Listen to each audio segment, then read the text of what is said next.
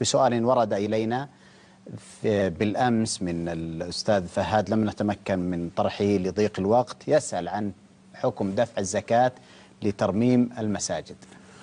الحمد لله رب العالمين، وصلى الله وسلم على نبينا محمد وعلى آله وصحبه ومن اهتدى بهديه واتبع سنته إلى يوم الدين. أما بعد، فإن الله عز وجل قد حدد مصارف الزكاة، فقال إنما الصدقات يعني الزكوات للفقراء والمساكين والعاملين عليها والمؤلفة قلوبهم وفي الرقاب والغارمين وفي سبيل الله وابن السبيل، 8 أصناف. ثم قال عز وجل فريضة من الله والله عليم حكيم. وتأمل كيف أن الله تعالى بدأ هذه الآية بأداة الحصر إنما.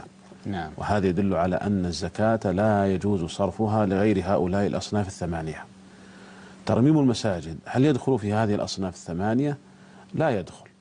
لا يدخل في أي صنف من هذه الأصناف الثمانية، ولذلك فلا يجوز ترميم المساجد من أموال الزكاة. نعم. وإنما ترمم المساجد من الصدقات، من التبرعات العامة، من غير الزكوات. نعم. بارك الله فيكم، أحسن إليكم.